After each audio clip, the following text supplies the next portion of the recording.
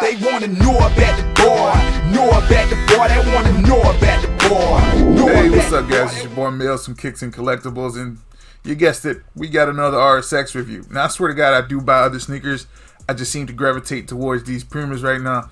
They just killing the game, and I just can't stop buying them. I did try and get the Nike Cross Sakai's, but I hesitated, and I lost out.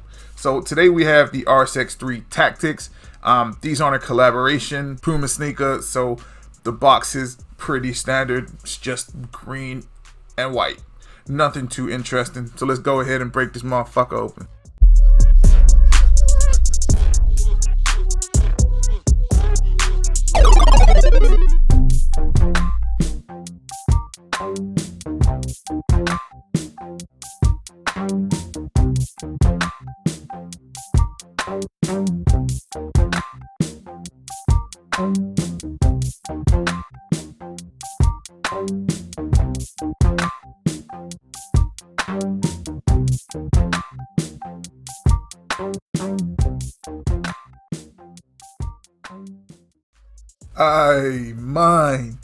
This colorway is straight fire. I'm talking you're gonna be burning the block when you rock these whatever time of year. It can be summer or winter. These things will get heads turning, and that's purely because of the way this color scheme works.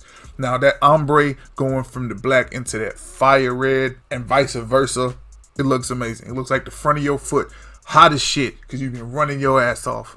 And you know what? That ain't a bad look at all. Now, paired with the new silhouette, well, the RS3 silhouette, it does give the sneaker a sleeker look, slightly more streamlined in comparison to the RSX1 or the RSX Toy, which is what I personally have. And I will bring that out later in the video to get y'all a side-by-side comparison, and so y'all can see all the differences and make your minds up as to which version of the RSX is better. Okay, so let's move on to the build of the sneaker itself. Now we're not looking at anything radically different here in terms of materials used for a standard RSX. Obviously this isn't a collaboration, so we've got a mesh upper with suede and leather overlays. The midsole is actually made out of a lightweight PU this time, as opposed to what the RSXs are made out of. That same rubber outsole carries across all the lines. That hasn't changed either. And then we've got the regular old lace closure to tie it all up. The form strip is slightly different, but we'll get into that in the comparison section of the video. Now, just taking a closer look at this RSX, it is a pretty shoe, but the way that they made this tongue smaller really gets on my nerves. Now, even though, you know what, that RSX branding on that tongue looks kind of cool, and overall, the way they've redesigned the RSX3, it does look a lot quicker when it's standing still as opposed to that overly chunky look that we got with the RSX1. But me personally, I like that. As this is the RSX Tech, Puma have paid a little homage to the computer by adding those ones and zeros on the inside. Now, one thing I am glad to see the return of is that little cushion part on the inside. Now, as some of you may recall from watching my Helly Hansen Cross Puma review, that wasn't there anymore. Now, just taking a closer look at the overall build of the sneaker, I'm happy to say it's a very well made and very durable sneaker. I've never had an issue with the way Puma make their shoes, you know, or the materials they use. And once again, this is an amazingly well built and pretty shoe. I'm always talking about how grippy these sneakers are, so I'm gonna go ahead and show y'all the sole.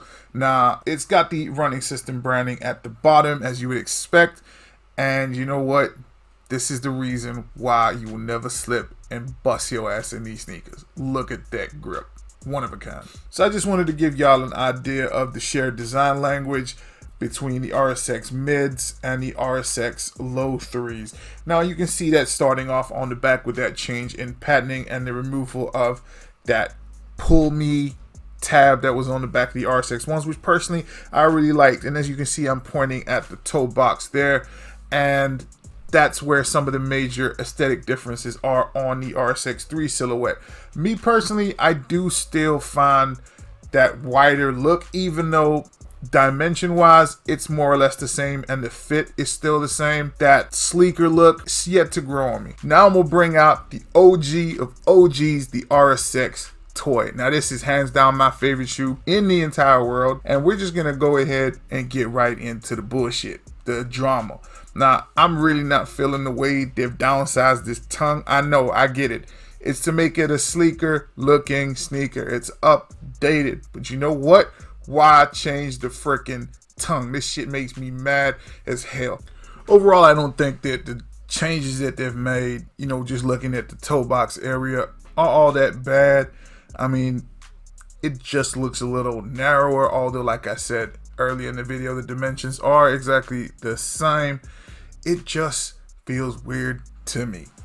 Now, just moving the RSX1 in front of the RSX3, and you can just see some subtle differences in size. They are definitely a little lower. Now, you can see that from another angle as well. But you know what? They're not a bad shoe. Like I said, it's still a really pretty and good looking sneaker to have and to wear. Still comfortable as hell. I'm not by any means suggesting don't buy these or only buy RSX1s. I'm just saying if you got the option to buy an RSX1 over an RSX3, me personally, I would buy the RSX1. But you know what? The RSX3 still has time to grow on me. Interestingly enough, the RSX Cross Sanquon silhouette was actually a lower sneaker in comparison to the regular RSX, and I love those. You know what? Maybe I'm just being too hard on the RSX3. It's definitely 2 thumbs up for me because I put them up on screen, with the only caveat being that the new styling may not be to everybody's liking. Now, if you like a more sleek, low profile sneaker, but still want that super comfortable, springy feel to it, that's still kind of lightweight, then the RSX3 is definitely for you. If you like a thicker, chunkier looking, but yet lightweight sneaker, then the RSX1 would be my choice and what I would recommend people to go down that route if that's the kind of sneaker you're looking for. So price wise, these sneakers were £97 in the UK, but have now been reduced to £63. And unfortunately, these are $120 still in the US, but are currently out of stock on the Puma website. Guys, hope you enjoyed the review. Hit like, hit subscribe. Peace.